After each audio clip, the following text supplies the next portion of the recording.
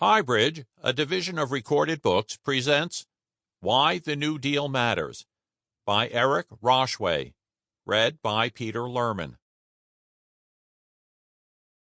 Introduction.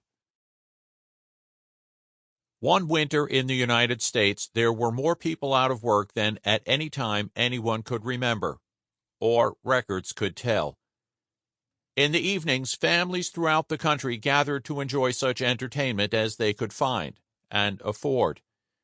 Few of them had been able to go anywhere, nor did they have much news the others did not already know.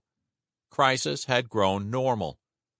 Hard times had lasted so long and so shrunk their horizons that many people grew sick of their housemates and the limits of their lives, constrained by this long emergency and by uncertainty, and by the inexorable dwindling of their resources and the apparently ineffective actions of everyone to do anything to reverse the destructive inactivity that plagued their nation and others.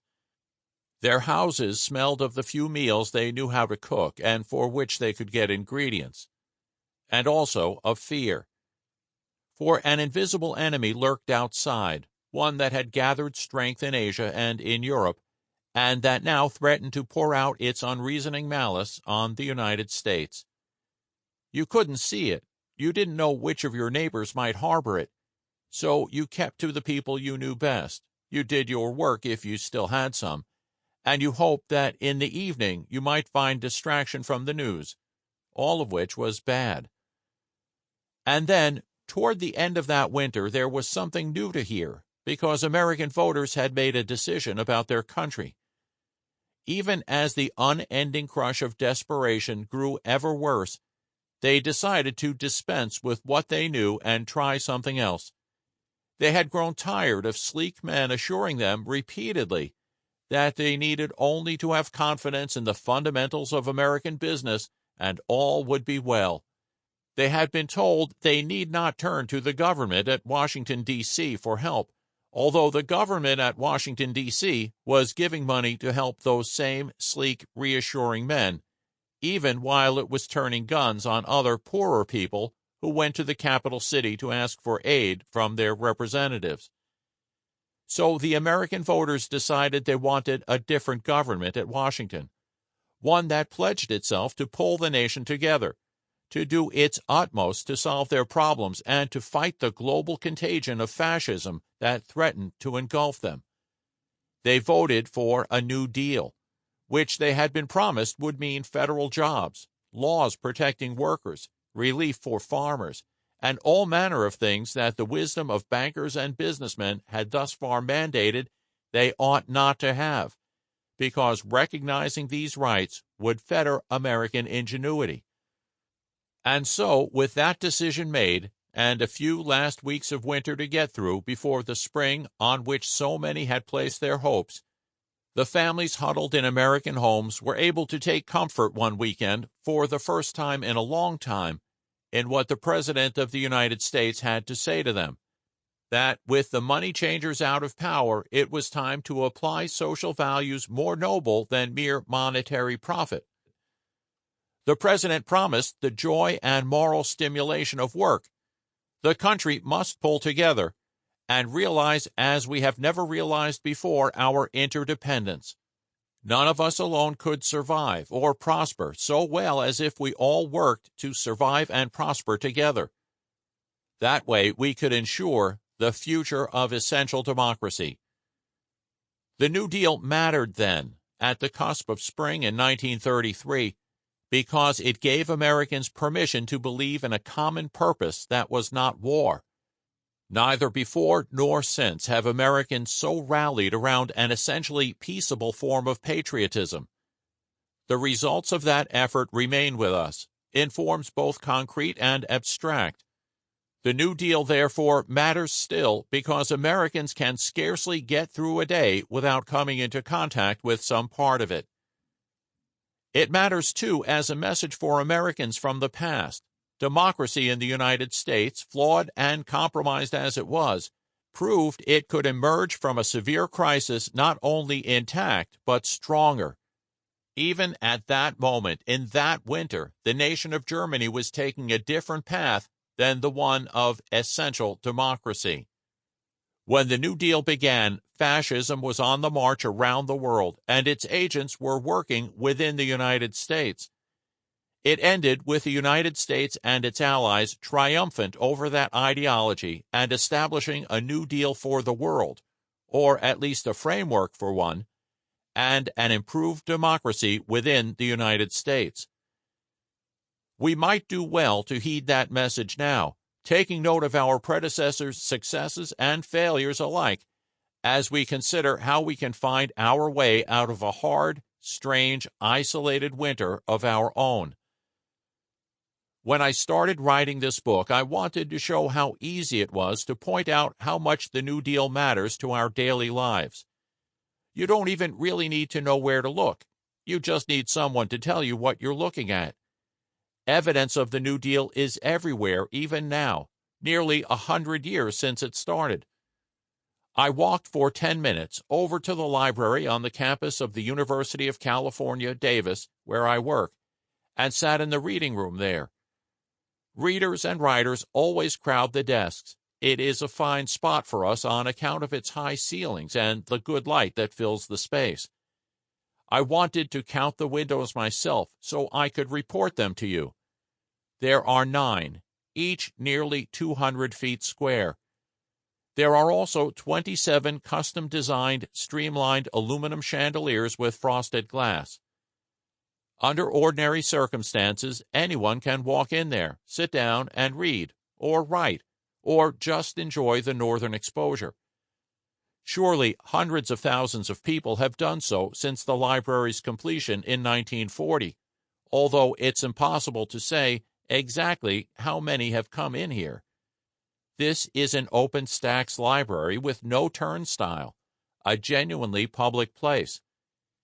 It was a project of the Public Works Administration, PWA, established in 1933 as one of the earliest agencies of the New Deal, created by an administration that would build libraries to save books at a time when the Nazis were burning or banning them. Eventually, the PWA published a glossy, beautifully illustrated volume of its achievements that begins with the words, "Men build temples to the things they love." And, setting aside the exclusionary language, men are surely not the only creatures so inspired to construction. You might agree with the sentiment if you were to stand in this reading room. It is a temple to books and the love of reading, and it is a place open to all who share that love. Ordinarily. As I write now, you cannot visit it, nor can I, and I cannot say when either of us might again be able to. Like so many of the nation's shared spaces, it has been shut in the interest of public safety. To prevent the spread of the novel coronavirus that causes COVID-19, states and municipalities around the country in 2020 urged Americans to keep away from the places where we ordinarily congregate. Forced to retreat into our homes, we, at least for the time being, surrendered access to our temples. Perhaps, like me, during this time you were suddenly able to feel keenly how precious these public things were, having lost them even momentarily. Parks, libraries, gardens, swimming pools, sidewalks, airports, seaports, schools, stadiums, all these things, suddenly shut, constituted the public sphere that Americans built for themselves under the New Deal. My brother was going to take his family to visit our parents in Florida over spring break. They would have flown into Tampa International Airport, where a series of murals depicts the history of flight. Murals commissioned by the Federal Art Project of the New Deal in 1939. It was part of the Works Progress Administration, WPA. That did not happen, nor did other Americans' planned trips to state and national parks given shape and structure by the workers of the Civilian Conservation Corps, CCC. But my parents, like millions of Americans, were still able, sheltering in their homes, to draw old age pensions, just as millions of Americans filed for unemployment insurance, both legacies of the Social Security Act of 1935, a centerpiece of the New Deal.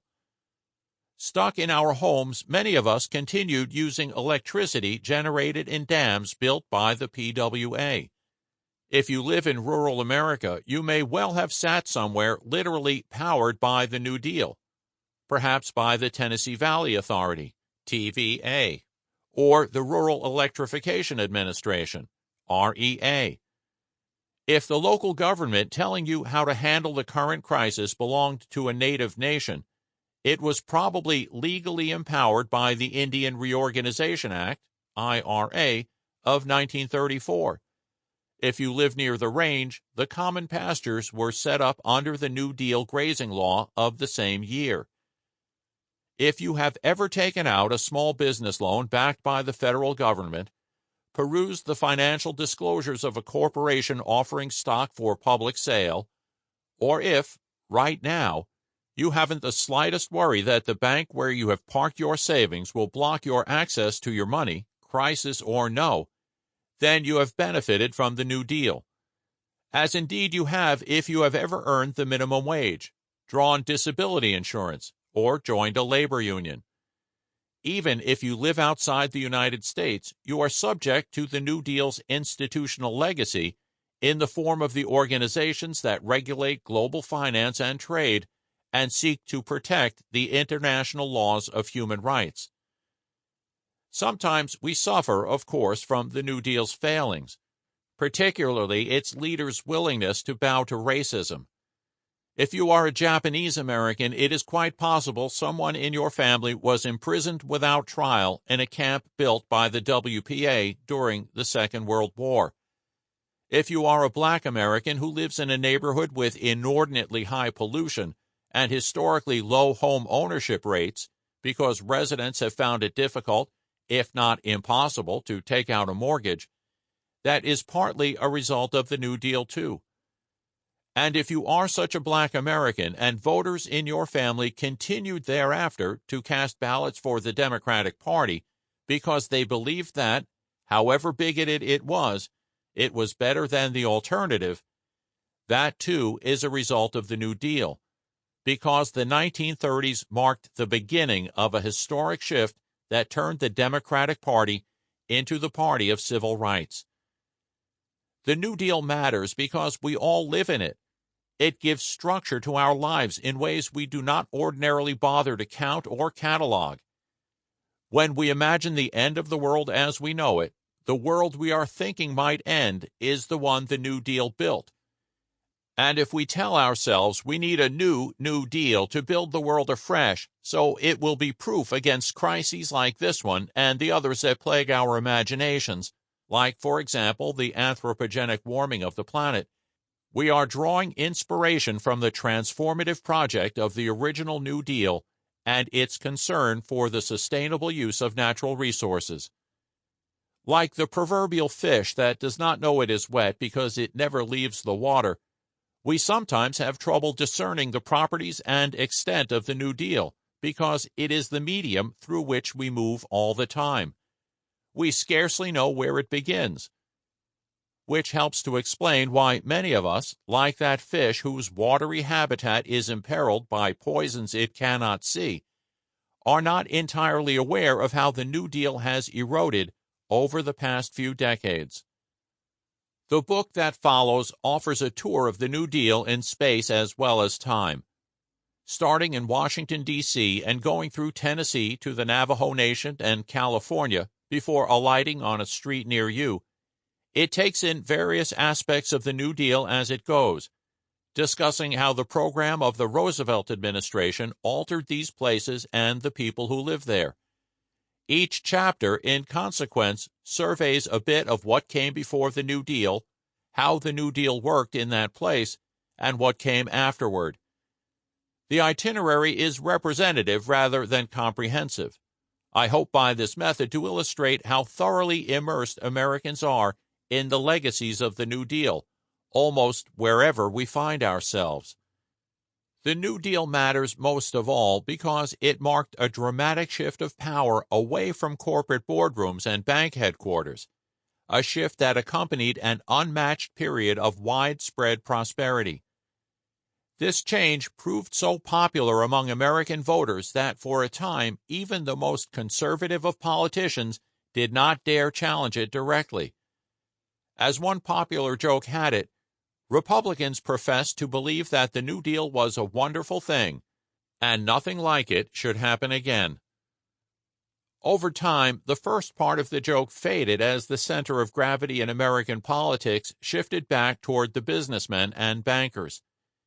In the 2020 debate over a relief bill in response to the coronavirus crisis, conservative commentator Lou Dobbs accused Democrats of trying to push through the New Deal on the back of the American worker.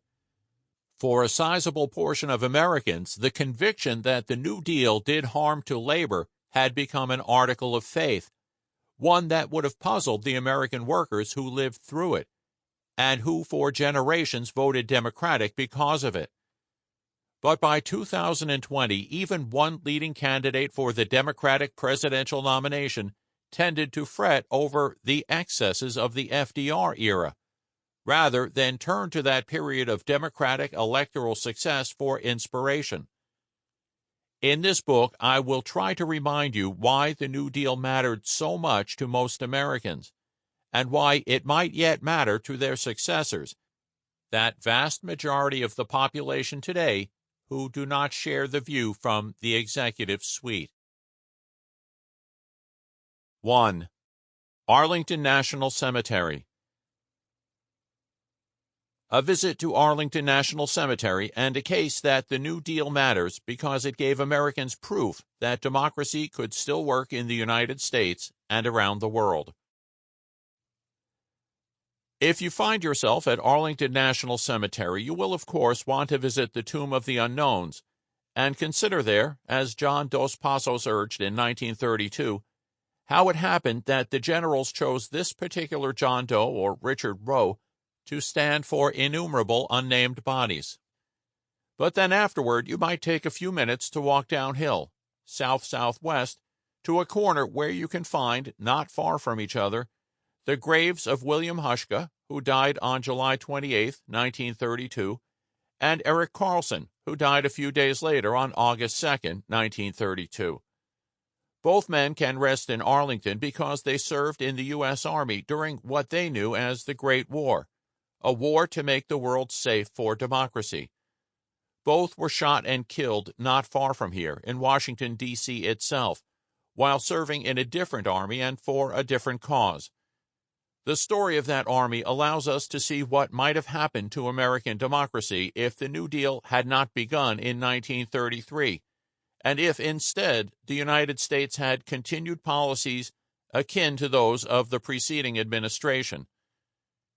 In the summer of 1932, the veterans of the Great War were suffering, like much of the country and indeed much of the world, from the Great Depression, whose destructive power had grown insidiously year by year since the crash of 1929, seizing jobs, food, and housing from millions of willing workers.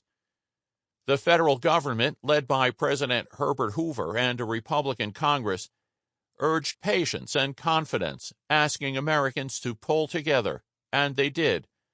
But before long, too soon, Americans had spent all the reserves they had.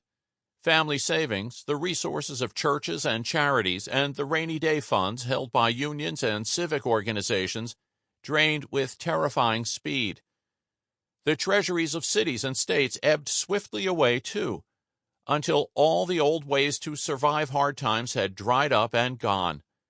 And still, for millions, there was no work to be had and no market for goods.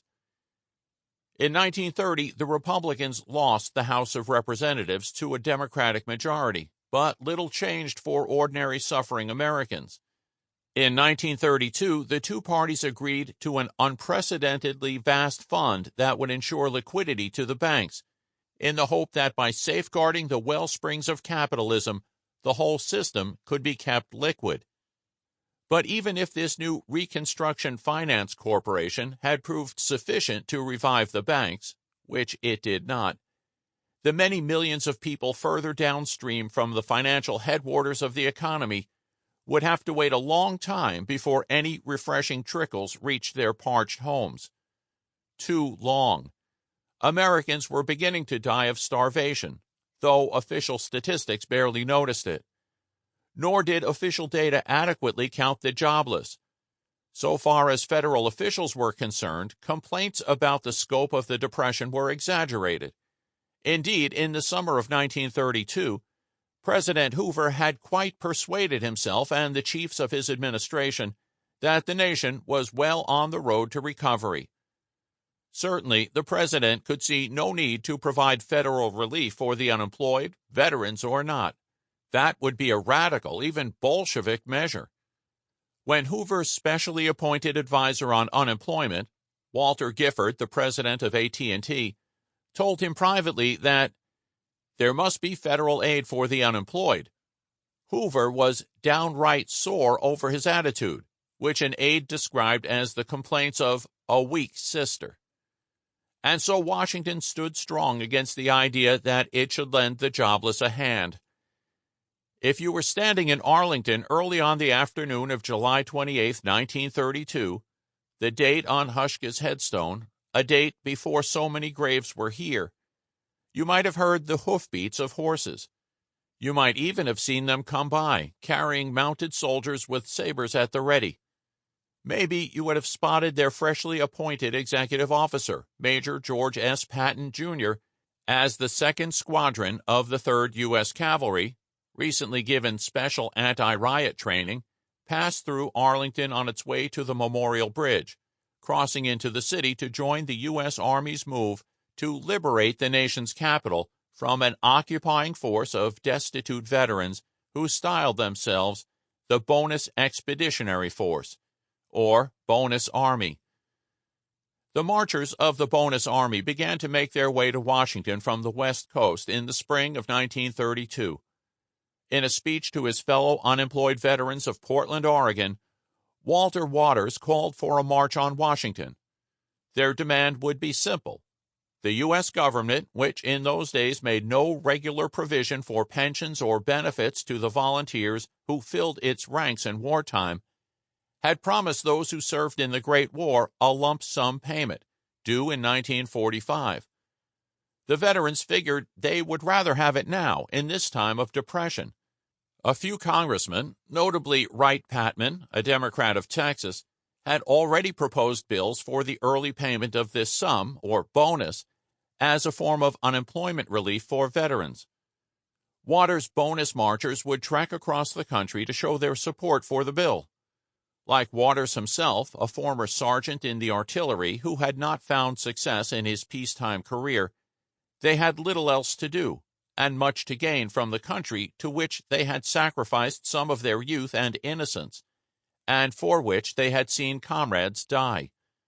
Personal lobbying paid, Waters believed. By truck and automobile, on foot and by rail they traveled. Word spread along their route of the campaign they were waging, and more men joined up. By May, bonus marchers had arrived in their thousands in Washington, D.C. Sometimes eager to get the marchers out of their own cities and states, local officials made provision to speed them on their way. Notably, the mayor of Cleveland paid passage for bonus marchers to take a train to Pittsburgh, thereby getting them out of his jurisdiction. And so the soldiers, group by group, kept streaming into the capital city. Police Chief Pelham Glassford began to arrange shelter and food for them. The president was enraged by Glassford's hospitality toward the protesters, who, Hoover believed, were secretly harboring radicals in their ranks. Asked by an aide if he would receive a delegation from the marchers, the president allowed that if bonus representatives could prove they were veterans, he might meet them. He suggested fingerprinting them first, on the grounds that the Army kept the fingerprints of all who had served. "I won't receive any communists," Hoover explained. Surely no genuine veterans could also be communists. By the middle of June, the president told his aides he could not safely appear in public. The influx of bonus marchers is sorely worrying the president, Press Secretary Theodore Jocelyn wrote in his diary. The president doesn't want to make any public appearances at this time, saying frankly, there are too many assassins here now. But Jocelyn also wrote Hoover was working on a response to the march with the Secretary of War, Patrick Hurley.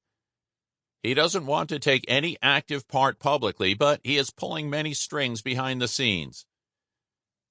With the help of the Washington City Police under Chief Glassford, the marchers set up camps on the Mall and on the Anacostia Flats, a couple of miles away from the Capitol, just across the Potomac. The population of these bivouacs grew past 10,000, and maybe even to 20,000. Nobody was entirely sure, but certainly they numbered in that range. Determined to stay until Congress voted them their bonus, the members of the Bonus Expeditionary Force built a community. Some brought their families. There was a wedding and a birth. They had barbers, a comedian. Someone inveigled the donation of a piano so they could have music. Tens of thousands of copies of their newspaper, the BEF News, were sold on the streets of Washington to civilians curious to know what was happening in the camps. Enterprising merchants printed postcards bearing photos of the marchers, a souvenir of the Capitol's occupation by an army of its own citizens. Waters had identification cards printed for members of the Bonus Expeditionary Force, issuing number 1 to Patman and number 2 to Glassford.